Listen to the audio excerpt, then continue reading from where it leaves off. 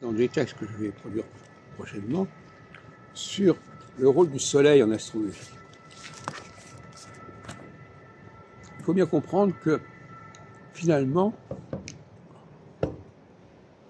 par-delà les erreurs qui ont pu être commises d'interprétation, souvent la vérité ressort.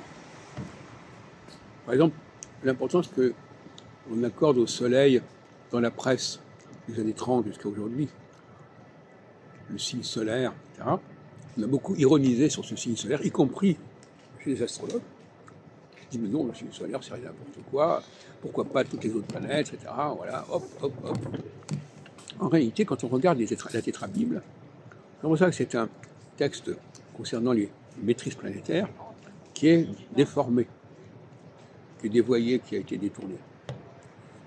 Il n'est pas normal que le Soleil, d'abord, il y a 7 planètes, 12 signes.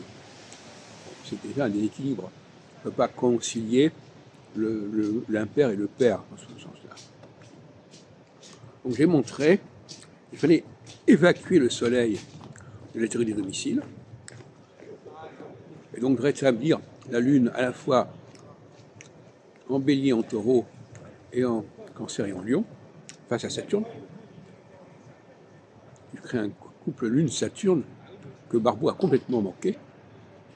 Il parle du couple Lune-Soleil, il parle du couple Jupiter-Saturne, mais il ne comprend pas le couple Lune-Saturne qui est pourtant le plus évident, puisqu'il y a dans les deux cas les mêmes chiffres.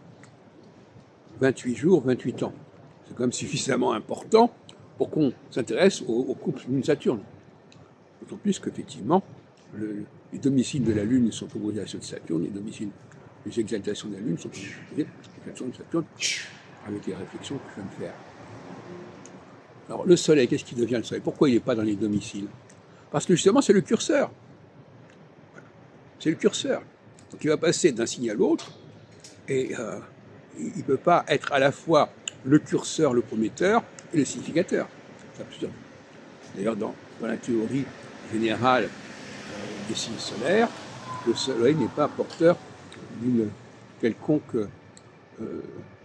signification. Il désigne tour à tour tel signe, puis tel signe, puis tel signe. Il est le cadre. Le Soleil, c'est le cadre. Le Soleil, ce sont les saisons.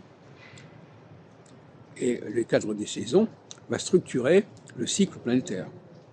Donc là encore, il y a une complémentarité.